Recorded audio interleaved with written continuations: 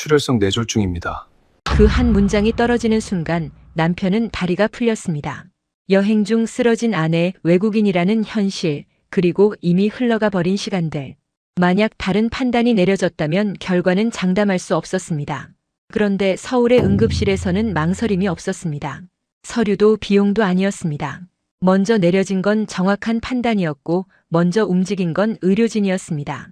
왜 한국에서는 이 결정이 즉시 가능했을까요? 그리고 그 한 문장은 한 가족의 인생을 어떻게 되돌려 놓았을까요? 지금 그 이야기를 시작하겠습니다. 구독과 좋아요는 아주 큰 힘이 됩니다. 지금 어디에서 듣고 계신지 댓글로 알려주세요. 그럼 지금 사연 시작하겠습니다. 저는 데이비드 로렌스입니다. 하버드 공중보건대학원에서 의료 시스템을 연구해 온 사람이죠. 제 이름 석자 뒤에는 항상 박사라는 학위가 붙었고 강의실에서 학생들은 저를 교수님이라 불렀습니다. 그런데 오늘 아침 서울의 한 호텔 조식당에서 저는 그저 평범한 남편일 뿐이었어요. 아내 수잔이 창가 자리에서 스프를 떠먹으며 말했습니다. 여보, 생각보다 마음이 편해. 저도 고개를 끄덕였지만 손은 습관처럼 손목시계를 만지고 있었어요. 33년을 함께 산 아내는 제가 긴장하면 시계를 만진다는 걸 알고 있었죠. 하지만 아무 말도 하지 않았습니다. 이번 여행만큼은 제가 교수가 아니라 남편이길 바랐으니까요. 이번 여행은 아내가 먼저 꺼낸 제안이었습니다. 두 아이가 모두 독립한 뒤 처음으로 둘만 떠나는 장거리 여행이었죠. 저는 평생 미국 의료 시스템의 구조적 문제를 분석하고 정책 대안을 제시하는 일을 해왔어요. 숫자와 데이터 속에서 살았고 합리성을 신봉했습니다. 아내는 그런 저를 누구보다 잘 알았어요. 이번엔 당신이 강의실 말고 그냥 남편으로만 있으면 좋겠어. 그 말에 웃으며 짐을 쌌습니다. 그때까진 정말 아무 일도 없을 거라 믿었죠. 사실 저는 처음엔 이 여행을 반대했어요. 은퇴를 3개월 앞둔 시점에서 논문 마무리가 남아 있었거든요. 미국 의료 시스템의 비효율성을 파헤친 연구의 집대성이었습니다. 동료들은 제 마지막 논문이 학계에 큰 반향을 일으킬 거라 기대했죠. 하지만 아내가 말했습니다. 당신은 평생 시스템만 봤어. 이번엔 우리 둘만 봐. 그 말에 결국 짐을 쌌지만 노트북은 가방에 넣었어요. 혹시 모르니까요. 아내는 그 모습을 보고 한숨을 쉬었지만 뭐라 하지 않았습니다. 아내는 종이컵에 커피를 받아들었습니다. 호텔 조식당에서 흔히 보는 가볍고 뜨거운 컵이었어요. 우리는 로비로 내려가기 위해 자리에서 일어났습니다. 오늘 일정은 경복궁을 둘러보고 인사동을 걷는 것이었죠. 가이드북에 밑줄 친 곳들이었습니다. 아내는 벌써 며칠 전부터 어디서 사진을 찍을지 고민하고 있었어요. 그때였어요. 아내가 한 발을 옮기는 순간 손에서 힘이 빠졌습니다. 종이컵이 바닥에 떨어졌고 커피가 쏟아졌어요. 컵은 찌그러졌고 아내의 손가락도 함께 힘을 잃었죠. 처음엔 단순한 실수라고 생각했습니다. 피곤해서 그럴 수도 있으니까요. 괜찮아? 저는 반사적으로 물었습니다. 아내는 대답하려고 입을 열었어요. 그런데 소리가 나오지 않았습니다. 당황해서 말을 더듬는 게 아니었어요. 말 자체가 나오지 않는 얼굴이었죠. 그리고 아주 천천히 아내의 입꼬리가 한쪽으로 내려갔습니다. 왼쪽 팔이 축 늘어졌어요. 그 순간 제 머릿속은 감정이 아니라 지식으로 반응했어요. 뇌졸중, 언어장애, 편마비, 골든타임. 저는 이 단어들을 평생 강의해왔습니다. 골든타임을 놓치면 인생이 바뀝니다. 그 문장을 수백 번 말했죠. 파워포인트 슬라이드에도 넣었고 논문에도 썼습니다. 미국 응급의료 시스템의 문제점을 지적할 때마다 사용했던 핵심 개념이었어요. 그런데 그날 그 문장이 제 앞에서 현실이 됐습니다. 아내는 무릎을 꿇듯 주저앉았습니다. 조식당의 소음이 멀어졌어요. 사람들의 시선이 모였고 누군가가 다급하게 소리쳤죠. 119, 119. 저는 그 숫자만 또렷하게 들렸습니다. 미국이라면 911. 여기선 119. 숫자가 달라도 의미는 같았어요. 누군가 죽어가고 있다는 신호였죠. 제 가슴이 얼어붙었습니다. 제 손이 떨리기 시작했습니다. 오랜 세월 의료 시스템을 연구했지만 지금 이 순간 제가 할 수 있는 건 아무것도 없었어요. 저는 시스템을 분석하는 사람이지 사람을 살리는 사람이 아니었으니까요. 아내의 손을 잡았지만 그 손은 축 늘어져 있었습니다. 따뜻한 온기만 남아있을 뿐 반응이 없었어요. 제가 아는 모든 지식이 이 순간만큼은 무용했습니다. 호텔 직원이 달려왔습니다. 수건을 가져온 사람도 있었고 전화기를 든 사람도 있었어요. 모두가 빠르게 움직였지만 저는 그저 아내 옆에 무릎을 꿇고 앉아 있을 뿐이었습니다. 학자로서의 저는 사라지고 무력한 남편만 남았어요.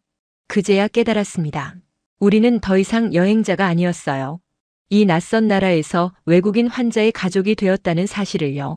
그리고 제가 오랜 세월 연구해온 의료 시스템이라는 개념이 지금 이 순간만큼은 아무 소용없다는 것도요. 저는 전문가였지만 동시에 가장 무력한 사람이었습니다. 아내의 목숨이 제 지식이 아니라 이 낯선 나라의 시스템에 달려 있었으니까요. 로비는 순식간에 갈라졌습니다.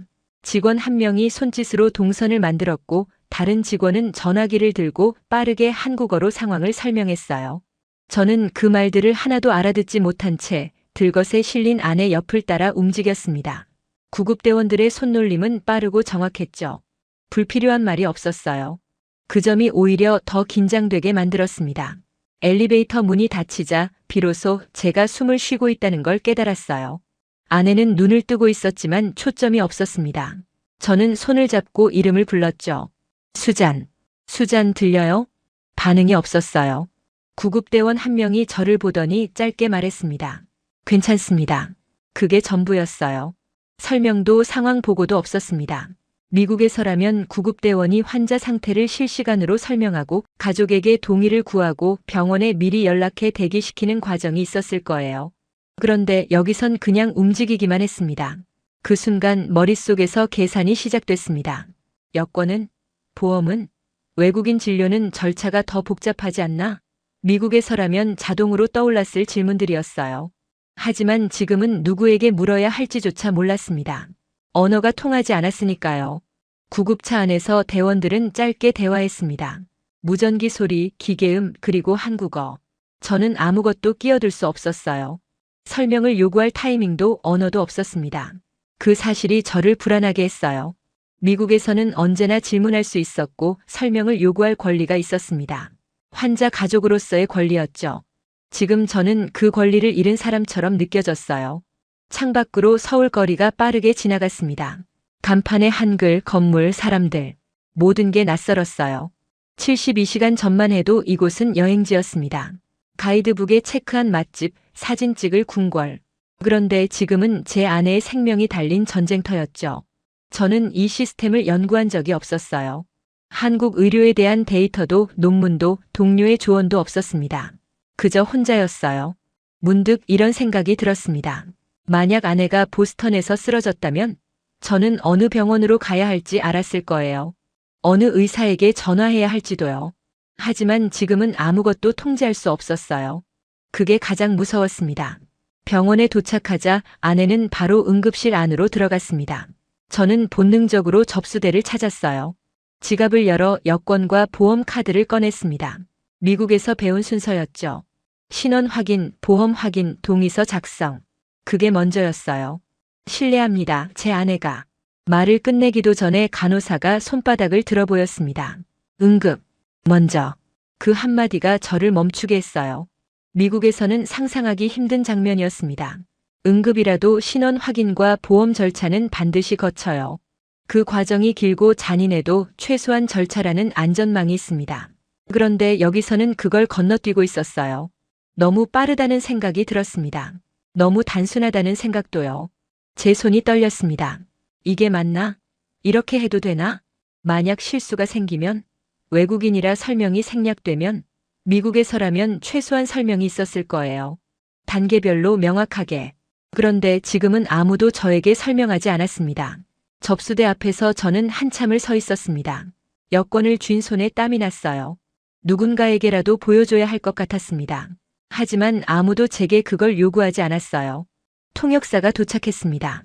중년 여성이었고 숨을 헐떡이며 달려온 듯 했어요. 가족분이세요? 네, 제 아내입니다. 지금 상태가 어떻습니까? 의심되는 건 뇌졸중입니다. 바로 영상 검사 들어갑니다. 저는 일부러 차분하게 물었습니다. 외국인인데요. 비용은 어떻게 됩니까? 보험 처리는요? 통역사는 잠시 숨을 고르고 말했어요. 지금은 치료가 먼저입니다. 비용은 나중에 안내합니다. 그 말이 저를 안심시키지 않았습니다. 오히려 더 불안하게 만들었어요. 미국에서는 비용이 먼저예요. 보험 승인 번호가 먼저고 네트워크 확인이 먼저죠. 그게 합리적인 순서라고 배웠습니다. 환자도 병원도 보험사도 모두 보호하는 시스템이라고요.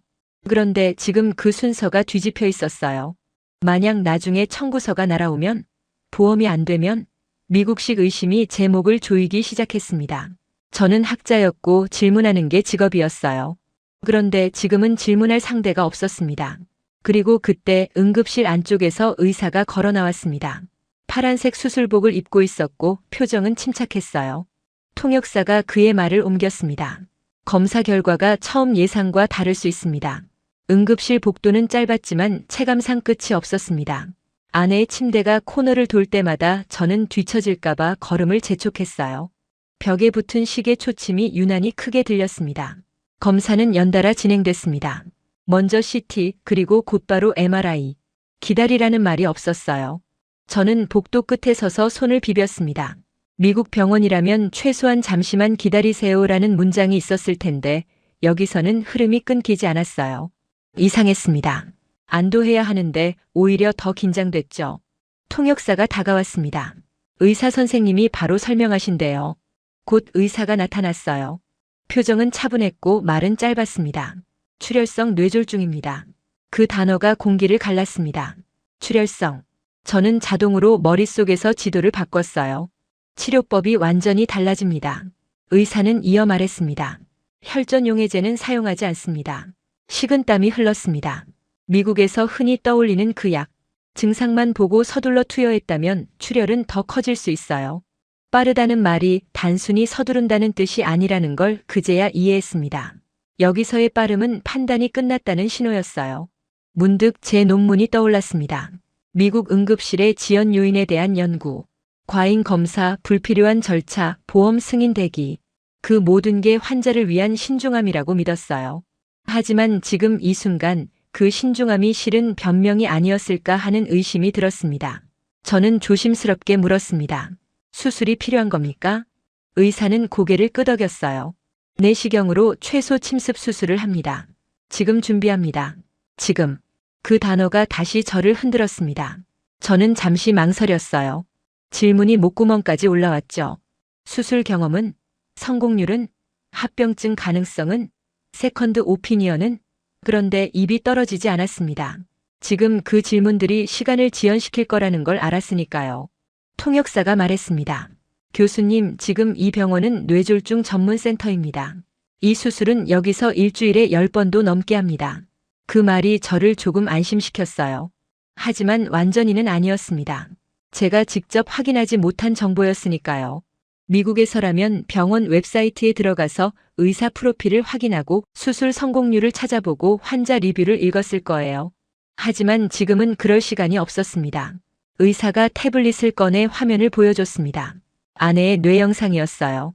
손가락으로 가리키며 설명했습니다. 어디를 통해 들어가고 무엇을 제거하고 어떻게 빠져나올지. 짧았지만 명확했어요. 미국 의사들처럼 길게 설명하지 않았지만 오히려 그게 더 확신에 차 보였습니다. 시간이 중요합니다. 동의하시겠습니까? 그 질문에 저는 고개를 끄덕였습니다.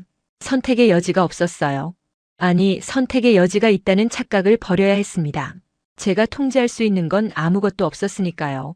지금 이 순간 저는 학자가 아니라 그저 남편일 뿐이었습니다. 데이터도 논문도 분석도 의미 없었어요. 오직 아내의 생명만 의미가 있었죠. 동의서에 서명하는 동안 손이 떨렸습니다. 이 서명 하나로 아내의 운명이 결정되는 것 같았어요. 펜을 쥔 손에서 땀이 났습니다. 하지만 동시에 이런 생각도 들었어요. 만약 제가 시간을 더 끌었다면, 질문을 더 했다면, 그게 오히려 아내를 위험하게 만들었을 거라는 생각.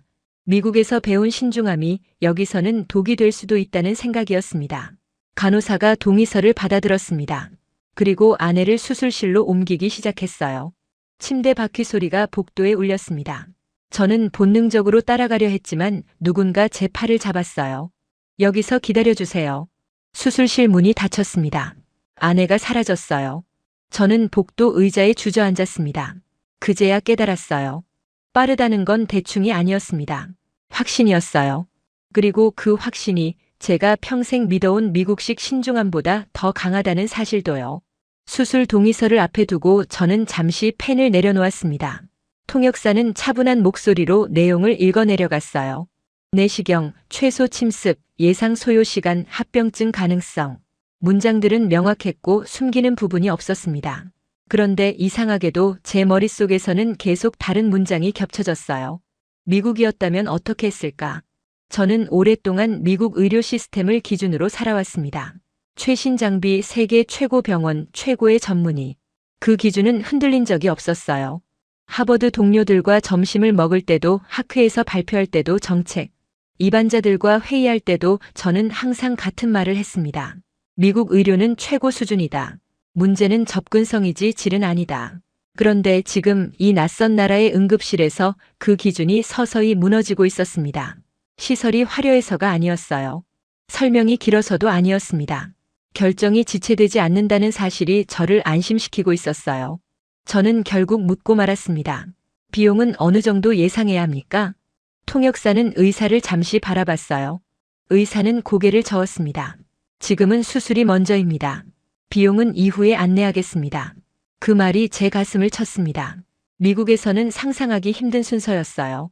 거기서는 언제나 비용이 먼저였습니다. 보험이 먼저였고 승인 번호가 먼저였죠. 저는 그 질서를 합리성이라고 배워왔어요. 환자도 보호하고 병원도 보호하고 보험사도 보호하는 시스템이라고요. 그런데 지금 그 합리성이 오히려 비합리적으로 느껴졌습니다. 사람이 뒤로 밀리는 질서였다는 걸 이제야 깨닫고 있었어요. 수술실 앞에서 저는 혼자 앉아 있었습니다. 복도는 조용했고 시계는 느리게 갔어요.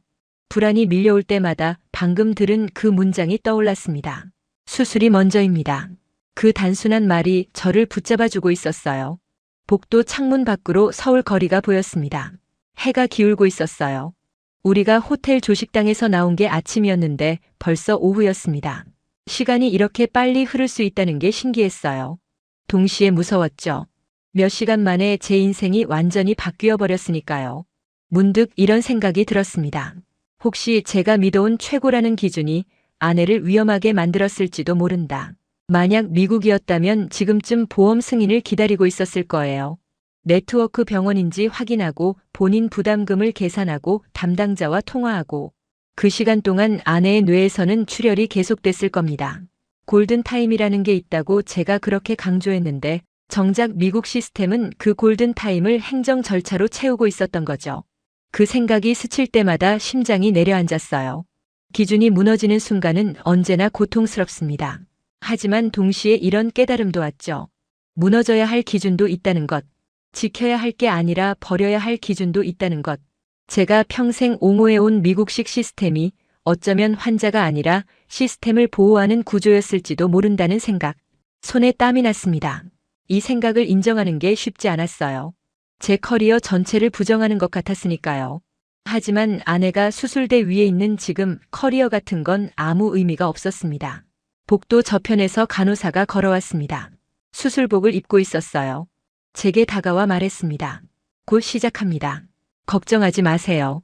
짧았지만 확실한 문장이었어요. 미국 간호사들처럼 미소 짓지 않았고 위로의 말을 길게 늘어놓지도 않았습니다. 하지만 그 짧은 문장이 오히려 더 믿음직스러웠어요. 그리고 바로 그때 수술실 안에서 불이 바뀌었습니다. 빨간 불에서 녹색 불로. 수술이 시작된 거였죠. 저는 의자에 등을 기댔습니다. 눈을 감았어요. 기도하지는 않았습니다. 대신 이렇게 생각했죠. 제가 틀렸을 수도 있다. 제가 평생 연구해 온 것들이 틀렸을 수도 있다. 그리고 그게 괜찮을 수도 있다. 학자로서는 치명적인 생각이었지만 남편으로서는 필요한 생각이었습니다. 수술실 앞의 공기는 묘하게 단단했습니다. 사람의 발걸음 소리보다 기계음이 더 또렷했고 벽에 걸린 시계 초침은 일부러 소리를 키운 것처럼 들렸어요. 저는 의자에 앉아 있었지만 몸은 계속 앞으로 기울어졌습니다. 혹시 문이 열리면 바로 일어서기 위해서였죠. 1시간이 지났습니다. 아무 소식이 없었어요. 2시간이 지났습니다. 여전히 조용했죠. 미국에서라면 중간 보고가 있었을 거예요. 간호사가 나와서 진행 상황을 알려주고 예상 시간을 업데이트하고. 하지만 여기서는 그런 게 없었습니다. 문이 열리지 않는다는 건 문제가 없다는 뜻일까? 아니면 문제가 너무 심각해서 나올 수 없다는 뜻일까? 저는 계속 그 사이를 오갔어요. 복도 의자에 앉은 사람은 저만이 아니었습니다. 옆에는 젊은 여성이 앉아 있었어요. 손으로 얼굴을 가리고 있었습니다. 울고 있는 것 같았어요. 건너편에는 노부부가 서로 손을 꼭 잡고 있었습니다. 아무 말도 하지 않았지만 그 침묵이 모든 걸 말해주고 있었죠. 우리는 모두 같은 곳을 바라보고 있었습니다. 수술실 문을요. 3시간째 수술실 문이 열렸습니다. 의사가 나왔어요. 마스크 위로 보이는 눈빛은 급하지 않았습니다. 지금까지는 계획대로 진행되고 있습니다. 통역사가 그 말을 옮겼어요. 그 한 문장이 제 어깨를 조금 내려놓게 했습니다. 지금까지는 그 말 속에 아직 남은 시간이 있다는 걸 저는 알았어요. 다시 기다림. 저는 복도를 천천히 걸었습니다. 창문 밖으로 서울 거리에 불빛이 켜지고 있었어요. 어느새 저녁이었죠. 아침에 호텔을 나선 게 다른 인생 같았습니다. 불과 12시간 전인데 완전히 다른 사람이 된 기분이었어요. 4시간째 문이 다시 열렸습니다. 같은 의사였어요. 이번엔 멈추지 않고 제 쪽으로 걸어왔습니다. 그 순간 제 심장이 멈췄어요. 좋은 소식일까, 나쁜 소식일까? 의사의 표정에서 힌트를 찾으려 했지만 마스크 때문에 알 수 없었습니다. 수술은 성공적으로 끝났습니다. 그 말이 끝나자 제 다리가 풀렸습니다. 벽을 짚지 않으면 서 있을 수 없었어요. 통역사가 제 팔을 잡아줬습니다. 제 눈에서 눈물이 났어요. 참으려 했지만 멈출 수 없었습니다. 의사는 제가 진정될 때까지 기다려줬어요. 그리고 계속 말했습니다. 출혈 부위는 잘 조절됐습니다. 내시경으로 접근한 선택이 적절했습니다. 그리고 잠시 말을 고른 뒤 결정적인 문장을 덧붙였습니다. 미국에서 증상만 보고 다른 치료를 받았다면 결과는 장담할 수 없었을 겁니다. 그 말로 모든 게 정리됐습니다. 속도에 대한 오해, 기준에 대한 집착, 제가 붙들고 있던 미국식 확신. 전부 이 순간에 무너졌어요. 아니, 무너진 게 아니라 재배치됐다고 해야 맞을 것 같습니다. 제가 믿었던 최고가 사실은 최선이 아니었다는 것. 빠름이 대충이 아니라 준비된 확신이었다는 것. 비용보다 사람이 먼저라는 게 이상한 게 아니라 당연한 거였다는 것. 저는 떨리는 목소리로 물었습니다. 제 아내를 볼 수 있습니까? 의사는 고개를 끄덕였어요. 곧 중환자실로 옮깁니다. 거기서 만나실 수 있습니다. 복도를 걸어가는 동안 제 안에서 뭔가 크게 바뀌고 있었습니다. 학자로서의 자존심? 무너졌어요. 미국 시스템에 대한 믿음? 흔들렸습니다. 하지만 동시에 새로운 게 생겨나고 있었어요. 겸손함이었고 열린 마음이었고 인정하는 용기였습니다. 저는 멈춰 섰습니다. 복도 창문에 비친 제 모습을 봤어요. 피곤하고 지쳐 보였지만 동시에 뭔가 다른 사람 같았습니다. 아침에 호텔을 나선 그 교수는 사라지고 지금은 한 명의 남편만 남아 있었어요. 그리고 그게 나쁘지 않았습니다. 제가 틀렸습니다. 제가 평생 옹호해온 시스템이 완벽하지 않았습니다. 그리고 그걸 인정하는 게 학자로서 해야 할 가장 정직한 일이었습니다. 논문보다 학회 발표보다 동료들의 인정보다 중요한 게 있었어요. 진실이었습니다. 제 아내가 살아있다는 진실. 그리고 그 진실을 만든 건 제가 믿던 시스템이 아니라 제가 의심했던 시스템이었다는 진실. 중환자실 문이 열릴 때 저는 숨을 아주 천천히 들이마셨습니다. 마음이 준비되지 않은 채로 마주치는 장면이 있다는 걸 알기 때문이에요. 아내는 여러 장비에 연결돼 있었고 산소 마스크를 쓰고 있었습니다. 하지만 얼굴빛이 아까보다 덜 창백했어요. 그 작은 변화가 제게는 큰 증거였습니다. 살아있다. 간호사는 제게 다가와 먼저 말했습니다. 지금 상태 안정적입니다. 통역사가 옆에서 천천히 영어로 옮겨줬어요. 의사도 뒤이어 들어왔습니다. 그는 서류를 들고 있지 않았어요. 대신 태블릿 화면에 뇌 영상을 띄워놓고 제가 이해할 수 있는 속도로 설명했습니다. 출혈의 위치, 제거한 혈종, 앞으로 필요한 관찰. 질문을 끊지 않았어요. 제가 외국인이어서가 아니라 가족이기 때문이라는 태도였습니다. 저는 조심스럽게 물었습니다. 언제쯤 깨어날까요? 의사는 잠시 생각하더니 대답했어요. 개인차가 있습니다. 빠르면 오늘 밤, 늦으면 내일 아침.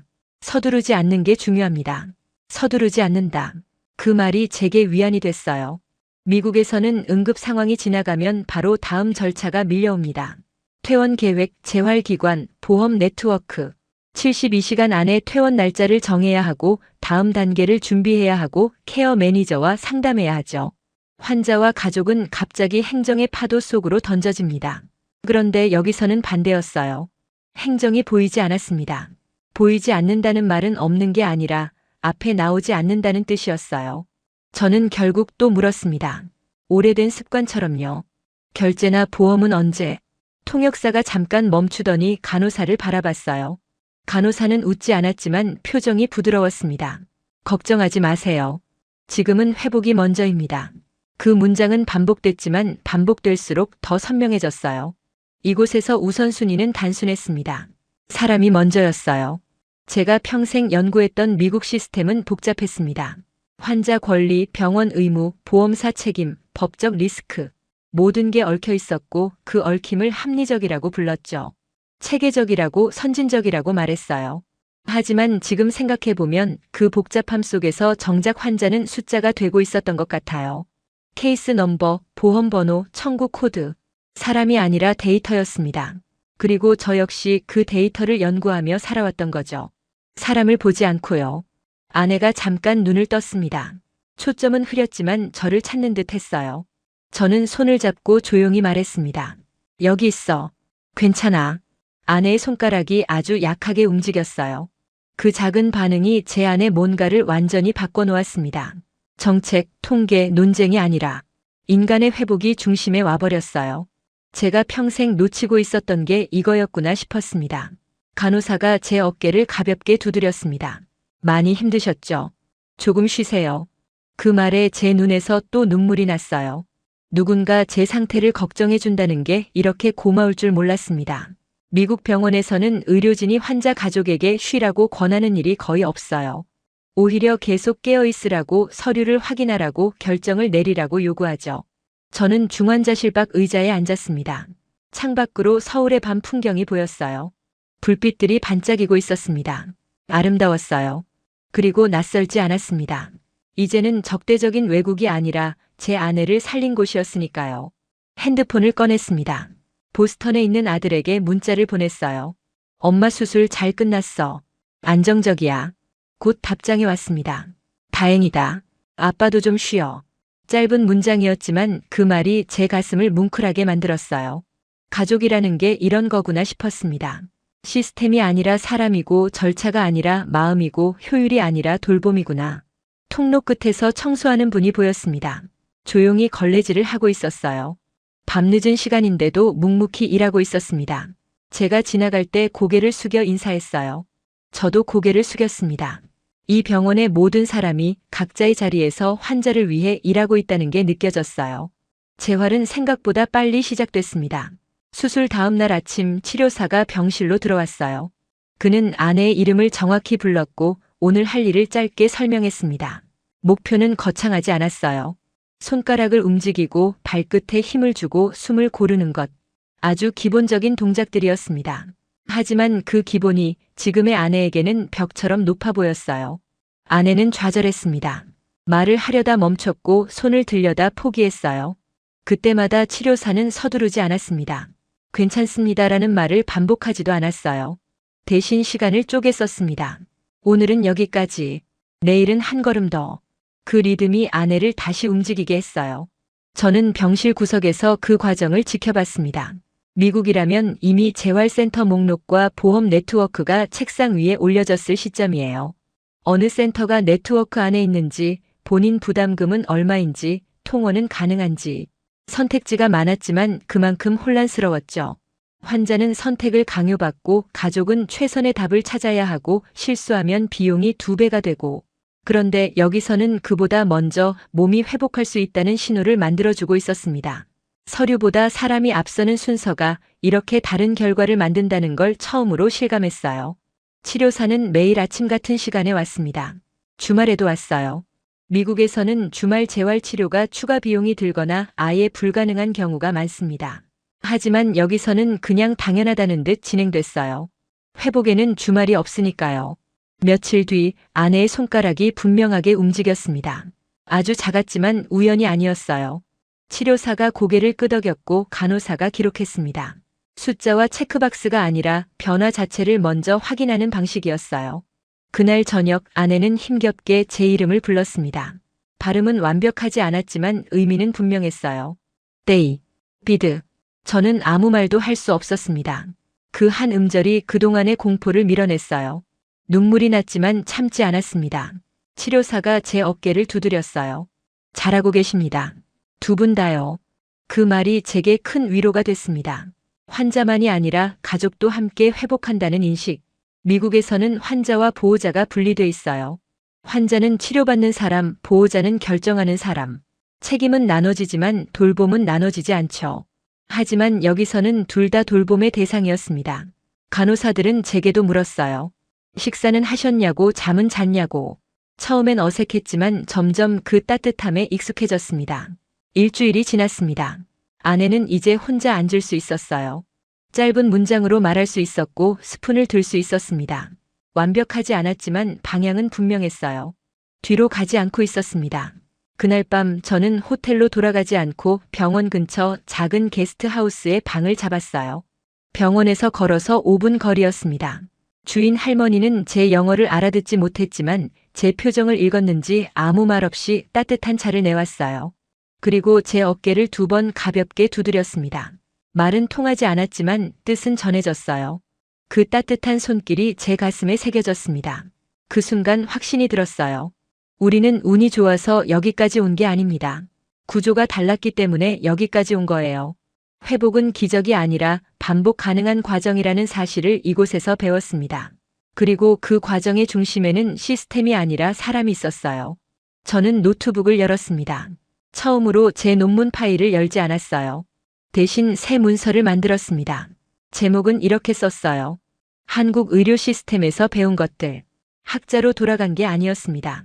증언자가 된 거였죠. 제가 직접 경험한 것, 제 아내가 살아남은 이유, 그걸 기록해야 한다는 생각이 들었어요. 다음 날 아침 아내가 저를 보고 미소 지었습니다. 한쪽 입꼬리만 올라갔지만 분명한 미소였어요.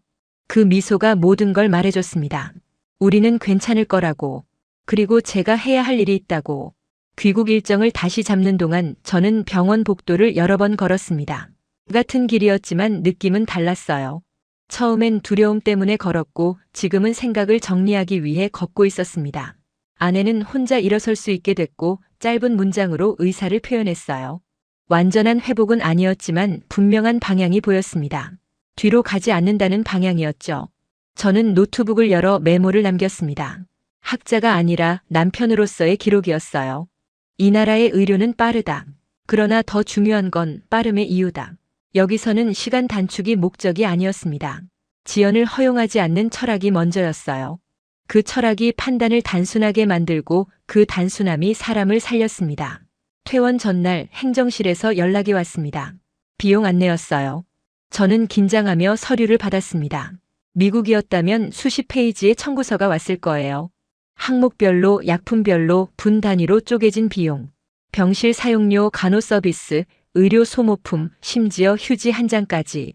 그런데 여기서는 한 장이었습니다. 수술비, 입원비, 재활비. 명확했어요. 그리고 그 금액을 봤을 때 저는 말을 잃었습니다. 미국에서 같은 수술을 받았다면 최소 10만 달러는 나왔을 거예요. 보험이 있어도 본인 부담금이 10,000달러는 넘었을 겁니다. 보험사와 몇 달간 서류 전쟁을 하고 어떤 항목은 승인 안 되고 항소하고 다시 거부당하고. 그런데 여기서는 그 10분의 1도 안 됐어요. 외국인인데도요. 추가 수수료도 외국인 할증도 없었습니다. 행정 직원이 물었습니다. 카드로 하시겠습니까? 저는 고개를 끄덕였어요. 손이 떨렸지만 두려움 때문이 아니었습니다. 감사함 때문이었죠. 미국으로 돌아가면 저는 이 이야기를 하게 될 거예요. 누군가는 감정적이라고 말할 겁니다. 누군가는 예외적인 사례라고 치부할지도 몰라요. 동료 교수들은 데이터가 부족하다고 할 거고 보험업계는 지속 가능하지 않다고 할 겁니다. 하지만 저는 압니다. 제가 본 것은 기적이 아니라 구조의 결과였다는 걸. 외국인이라는 이유로 뒤로 밀리지 않았고 비용이라는 이유로 멈추지 않았습니다. 그 차이가 아내를 다시 걷게 했어요. 그리고 그건 반복 가능한 시스템이었습니다. 저만 경험한 게 아니라 매일 수백 명이 경험하는 일상이었어요. 공항으로 가는 택시 안에서 아내가 제 손을 잡았습니다. 힘은 아직 약했지만 방향은 분명했어요. 저는 그 손을 놓지 않았습니다. 창밖으로 서울거리가 지나갔어요. 처음 왔을 때와 같은 풍경이었지만 제 눈에는 완전히 다르게 보였습니다. 그때는 낯선 외국이었지만 지금은 감사한 곳이었어요. 여행은 끝났지만 배운 것은 남았어요. 그리고 그 배움은 앞으로 제가 무엇을 말하고 무엇을 바꿀지 정하게 될 겁니다. 하버드로 돌아가면 제 연구실 책상에 앉을 거예요. 하지만 예전의 저는 아닐 겁니다. 미국 의료 시스템을 맹목적으로 옹호하지 않을 거예요. 대신 질문할 겁니다. 왜 우리는 사람보다 비용을 먼저 묻는가? 왜 우리는 치료보다 서류를 먼저 요구하는가? 왜 우리는 환자를 숫자로 만드는가? 그리고 이렇게 말할 거예요. 한국에서 제 아내가 살아남았습니다. 그건 운이 아니었습니다. 시스템의 차이였습니다. 제 다음 논문은 달라질 겁니다. 데이터만이 아니라 경험도 들어갈 거예요. 통계만이 아니라 이야기도 들어갈 겁니다. 그리고 제목은 이렇게 붙일 거예요. 의료 시스템의 목적은 무엇인가? 간단한 질문이지만 가장 중요한 질문이죠.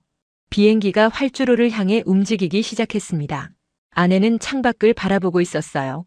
저는 그 옆모습을 봤습니다. 살아있는 아내, 말하는 아내, 웃는 아내. 그게 전부였어요. 저는 마지막 문장을 마음속에 새겼습니다. 한국은 여행지가 아니라 제 아내를 살린 나라였습니다. 그리고 저에게 진짜 의료가 무엇인지 가르쳐준 나라였습니다. 사람이 먼저라는 것, 그 단순한 진실을요. 영상 재밌게 보셨다면 구독과 좋아요 부탁드립니다. 그리고 한국을 응원하신다면 댓글로 대한민국 만세를 남겨주세요. 감사합니다.